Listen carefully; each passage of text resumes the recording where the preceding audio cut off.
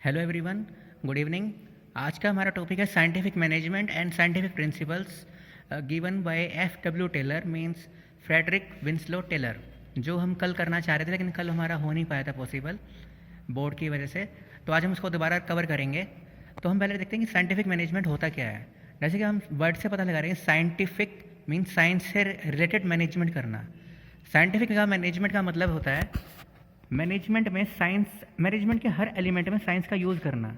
अब वो हम कैसे कर सकते हैं? जैसे हम स्टडीज़ करते हैं, मान लो कि हम एक स्टडी कर रहे हैं किसी पर्सन को या उसका बिहेवियर हम नोट कर रहे हैं कि वो एक काम को करने के लिए पर्टिकुलरली कितना टाइम लेता है। तो हमें ये पता चलता है कि भाई ये इस काम को करने में इतना टाइम लगे, इसको लगेगा। जैसे कि हम मान लो कि हम एग्ज़ाम लेते हैं तो हमें पता है कि ये 3 घंटे में पेपर पूरा हो जाएगा। तो सबसे पहले डिसाइड किसने किया था, क्यों किया था, भाई 3 घंटे ही पूरे हैं, कम नहीं है, ज़्यादा नहीं है। तो वो एक तरह से साइंटिफिकली हम वर्क स्टडी करते हैं, उसको हम एनालाइज करते हैं, जिसके बाद हम डिसीजन लेते हैं कि भाई इतना टाइम सफिशिएंट है, बहुत है। लेकिन वो वर्क स्टडी हम करते किसकी हैं? जो कोई इंटेलिजेंट है वो 2 घंटे में भी कर लेगा, जो थोड़ा अलग तरीके का स्टूडेंट है वो शायद 4 घंटे भी दे तो वो नहीं करेगा। तो हम एवरेज वर्कर को हम नोट करते हैं, कंसिडर करते हैं कि वो कितना टाइम ले रहा है, जिससे कि दोनों जो बाकी तीनों स्टूडेंट्स हैं वो भी उसी टाइम में कवर सब कुछ कर सकें। तो ये है use of scientifically methods, tools और पर्सनल जो इंक्रीज़ करते हैं, आउटपुट को बढ़ाने के में हेल्प करते हैं। अगर हम साइंटिफिकली कुछ करते हैं ना तो हमें आइडिया होता है कि अगर हम ऐसा करेंगे तो उसका रिजल्ट क्या आएगा, हमें पहले से पता होता है। जैसे decision should be taken according to scientific studies, not dictatorship. Dictatorship का मतलब क्या होता है? जो हम सिर्फ अपनी चलाता है, मतलब कि उसको कुछ नहीं आइडिया कि भाई करना क्या है, क्या करना है, कैसे करना है, क्या होगा क्या नहीं होगा, उसे कुछ पता ही नहीं है। वो बस सिर्फ अपनी जिद चला रहा है कि मुझे बस ये पसंद है तो मुझे ये करना है। उसको कोई आइडिया नहीं कि भाई कि क्या करना चाहिए, क्यों करना चाहिए, उसका रीज़न क्या है, क्या इससे हो सकता है, उसे कोई आइडिया ही नहीं है। तो उसकी मैनेजमेंट एक तरह से फेल हो जाएगी। तो हमने मैनेजमेंट में साइंटिफिकली टूल्स को यूज़ करके हमें आइडिया मिल जाता है थोड़ा कि हमें किस तरफ जाना है, कैसे जाना है और हम कहाँ पे पहुँच जाएंगे। ये भी हमें आइडिया मिलता है साइंटिफिक मैनेजमेंट से। तो बेसिकली साइंटिफिक मैनेजमेंट का मतलब हुआ use of science for each and every element of management, apply scientific tools, methods, train personnel in order to increase output. Decision should be taken according to scientific studies like work studies and analysis, not dictatorship. अपनी मर्जी नहीं चलानी है, हमने scientifically किसी भी चीज़ को deal करना है, किसी भी चीज़ को कंट्रोल करना है, मैनेज करना है। फिर हम आगे आते हैं साइंटिफिक प्रिंसिपल्स पे, जो एफ डब्ल्यू टेलर ने हमें दिए हैं। 4 ही प्रिंसिपल्स हैं। तो पहला प्रिंसिपल है science not rule of thumb. अब रूल ऑफ थंब का मतलब क्या होता है? डिक्टेटरशिप, मतलब सिर्फ अपनी चलाना, जो मुझे पसंद है मैं वही करूँगा, जो मुझे पसंद नहीं है तो मैं नहीं करूँगा। अब इसमें ऐसा भी हो सकता है कि जो मुझे पसंद नहीं है वो चीज़ तरीका सही भी हो सकता है और जो मुझे पसंद है वो गलत भी हो सकता है। लेकिन सिर्फ मैं अपनी पर्सनल बायसनेस या अपनी थिंकिंग या अपने एक्सपीरियंस के अकॉर्डिंग काम कर रहा हूँ, जो हो सकता है कि फ़िलहाल की कंडीशंस में फुलफ़िल ना किया जा सके, अप्लाई ना किया जा सके। जैसे फॉर एग्जांपल कोरोना वायरस जैसे कि अभी चल ही रहा है, तो अगर मैं तब भी सेम मेथड यूज़ करता हूँ मैनेजमेंट का, तो वो मेरा तरीका गलत हो सकता है। तो मुझे ये क्या करना है कि जो साइंटिफिकली इंक्वायरी पे, अपनी इंट्यूशन पे काम नहीं करना है, साइंटिफिक इंक्वायरी पे काम करना है। जो वक्त की फ़िलहाल ज़रूरत है मुझे उसके ऊपर काम करना है, ना कि उस पे जो मुझे पसंद है। क्योंकि कभी भी मैनेजमेंट अपनी पसंद के अकॉर्डिंग या अपने जो डिसीजंस होते हैं अपनी पसंद के अकॉर्डिंग नहीं होते हैं।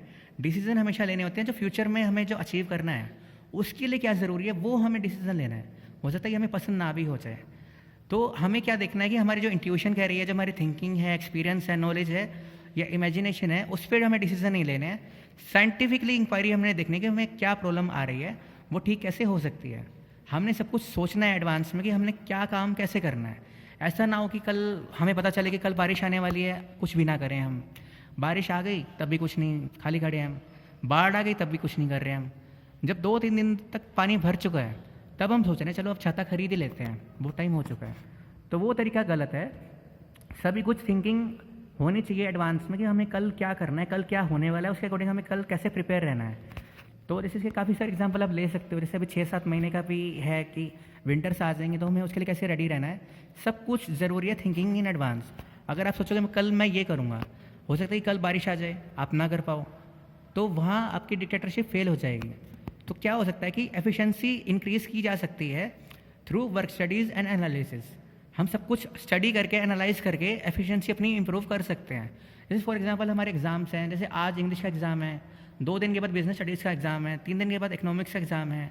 तो हम उसको एनालाइज करेंगे हमें किस चीज़ को करने में कितना टाइम लगेगा, तो हम उसके बाद में अपना वर्क स्टडी करेंगे हमें किस सब्जेक्ट को कितना टाइम देना है, उसके अकॉर्डिंग हम अपनी मैनेजमेंट अच्छी कर सकते हैं।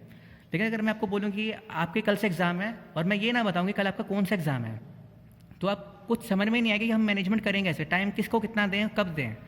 तो science of note rule of thumb में क्या होता है, सब कुछ एडवांस में सोचना, कोई अपनी मर्जी ना चलाना, साइंटिफिकली टूल्स यूज़ करना, उसके बेसिस पे वर्क स्टडीज़ करना, एनालाइज करना, उसके बेसिस पे डिसीजन लेना।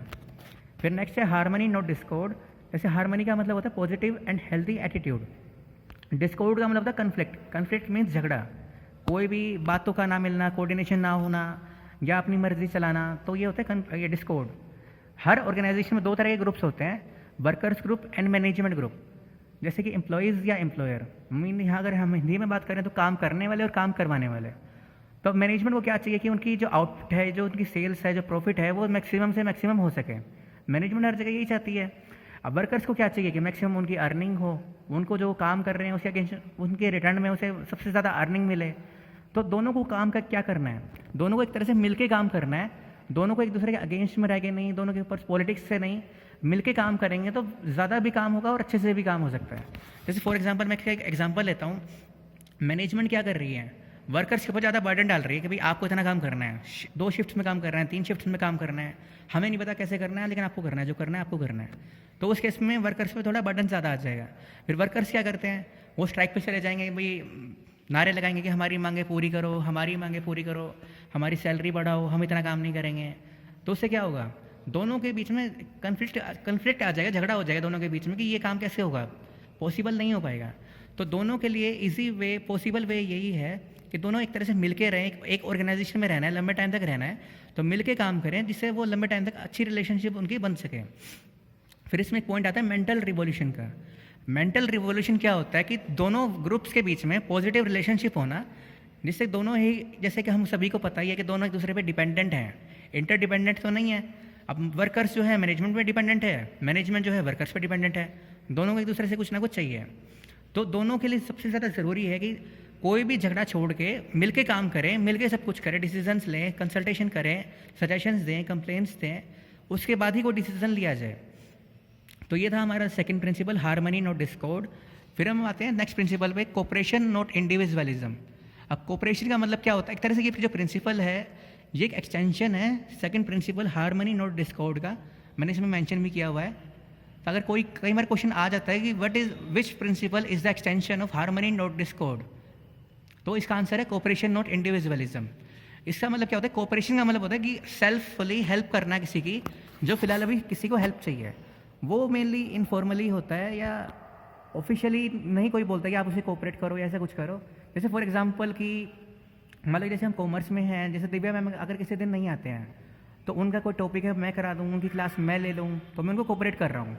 जो मेरे ऊपर कोई फोर्स नहीं है लेकिन मैं उनको कोऑपरेट कर रहा हूँ। तो वो एक तरह से होता है कि अपनी म्यूचुअल अंडरस्टैंडिंग से ही पॉसिबल है, जो कि अगर हमारी कोई रिलेशन है, हमारे कोई अगर हम किसी की हेल्प कर सकते हैं तो हम उसकी करते हैं, जो पॉसिबल है सिर्फ कोऑपरेशन से। मतलब इंडिविजुअलिज्म का मतलब है मैं सिर्फ अपने बारे में ना सोचूं, अगर किसी को हेल्प की ज़रूरत है मैं उसकी हेल्प करूं। जैसे तुम भी सारे करते ही होंगे कि जैसे एग्जाम्स में अगर कोई आसपास नहीं है, वही ये क्वेश्चन बताइयो, और वो जैसे बता देता है तो उसे बोलते हैं कोऑपरेशन। कोऑपरेशन का मतलब होता है कि एक तरह से म्यूचुअल अंडरस्टैंडिंग होना, एक दूसरे की हेल्प करना। तो जैसे कि मैंने बताया कि अगर मैनेजमेंट को क्या करना चाहिए, वर्कर्स को ये बताना है कि आपने ये काम करना है, कितना काम करना है, कैसे काम करना है, ये आप बताइए। अगर जैसे मैं एग्जांपल बोलता हूँ कि अगर कोई वर्कर को ये बोलता है ना कि आपको कितना काम करना है, तो उसके माइंड में ये आता है यार ये इसको तो मेरी कदर है, तो मैं जितना बताऊँगा तो वो तो मुझे करना ही चाहिए, उससे कम मैं नहीं कर सकता। या अगर मान लो कि मुझे कोई काम बोलता है कि भाई ये काम करना है, तो एक दिन में कितना काम कर लेगा, और मैं उसको बोलता हूँ कि मैं 3 पेज कर लूँगा, तो मुझे अपने ही कंसाइन से बात आएगी, मतलब अंतरात्मा से भी मुझे बोलेगी भाई ये काम मैंने खुद ने बोला है, तो इससे काम करना, तो इससे कम काम करना तो गलत है। तो उसमें मैं काम ज़्यादा कर सकता हूँ, इक्वल कर सकता हूँ, लेकिन कम नहीं कर सकता हूँ। तो मैनेजमेंट को क्या चाहिए कि सजेशंस ले रही है, कंसल्टेशन ले रही है, एक तो उससे क्या बेनिफिट मिलेगा कि वर्कर्स को वो कॉन्फिडेंस में ले लेगी कि उनको तो मैनेजमेंट को बस काम चाहिए, और वर्कर्स को क्या चाहिए कि उनकी थोड़ी वैल्यू इंक्रीज हो रही है कि भाई उनसे पूछ के काम दिया जा रहा है उनको कि कितना काम देना है, कितना काम करना चाहिए। वर्कर्स को भी क्या चाहिए कि वो स्ट्राइक पे ना जाएं अनड्यू डिमांड्स के लिए कि भाई मैं सैलरी बढ़ाओ, टाइम कम करो, ये नहीं होना चाहिए। दोनों को ही एक दूसरे को कोऑपरेट करना है, दोनों को ही एक दूसरे के साथ मिलकर काम करना है, तो क्यों ना हो कि भाई दोनों एक दूसरे को कोऑपरेट करें, सिर्फ अपने बारे में या इंडिविजुअल के बारे में ना सोचें, तो ही ये चीज़ पॉसिबल है। मतलब कोऑपरेशन करना एक दूसरे को, वर्कर्स को मैनेजमेंट को कोऑपरेट करना है, मैनेजमेंट को कोऑपरेट करना है वर्कर्स को। जैसे फॉर एग्जांपल कोई छुट्टियां हैं तो मैनेजमेंट ट्राई करे कि उनको छुट्टियां दे, सैलरीज भी बढ़ाए, प्रॉफिट में शेयर भी दे। वर्कर्स को क्या चाहिए कि ऑनेस्टली मोरालिटी के साथ काम करे, बिना कुछ वेस्टेज के काम करें, दोनों का काम जिससे अच्छे से चल सके। तो ये था कोऑपरेशन नॉट इंडिविजुअलिज्म, एक दूसरे को सपोर्ट करना, कोऑपरेट करना। फिर इसका हम आते हैं लास्ट प्रिंसिपल पे, development of workers to their greatest efficiency and prosperity. अब जैसे हर वर्कर को एक ज़रूरत होती है जिसकी हम बात करेंगे अभी, तो सबसे पहले इसमें पॉइंट आता है proper care must be taken while selecting employees. जब हम किसी वर्कर को या किसी एम्प्लॉय को हायर कर रहे होते हैं, सबसे ज़्यादा ध्यान देना पड़ता है कि वो कैसा एम्प्लॉय है, हमारी ऑर्गेनाइजेशन के लिए बेनिफिशियल है कि नहीं है। कई बार हो सकता है कि हम गलत एम्प्लॉय को अगर हम हायर कर लेते हैं तो उससे हमारी ऑर्गेनाइजेशन के जो बाकी इन्वायरमेंट है वो ख़राब हो जाता है, और उस इन्वायरमेंट के चलते हमारा लॉस भी हो सकता है। तो सबसे पहले हमें ध्यान देना है कि हमारा जो सिलेक्शन कर रहे हैं उसकी प्रोसेस सही हो, कैंडिडेट्स का सही सिलेक्शन हो। उसके बाद हमें सबसे ज़्यादा ध्यान देना होता है उसकी ट्रेनिंग पे, उसकी एजुकेशन पे, उसकी ग्रोथ डेवलपमेंट पे। जो हमारे अंडर लोग काम कर रहे हैं, ये रिस्पॉन्सिबिलिटी हमारी मैनेजर्स की, जैसे हमने डिस्कस किया था लेवल्स ऑफ मैनेजमेंट में, कि ट्रेनिंग देना, एजुकेशन देना, सब कुछ पार्ट होता है मैनेजर्स का, कि वो उनकी नॉलेज को अपग्रेड करे, अपडेट करे। जैसे फॉर एग्जांपल पहले था कि लोग हाथों से कुछ भी प्रोडक्शन करते थे, फिर मशीनरी आई, फिर कंप्यूटर भी आए, फिर मोबाइल्स भी आए, तो धीरे धीरे सब कुछ हुआ टेक्नोलॉजिकल हो गया।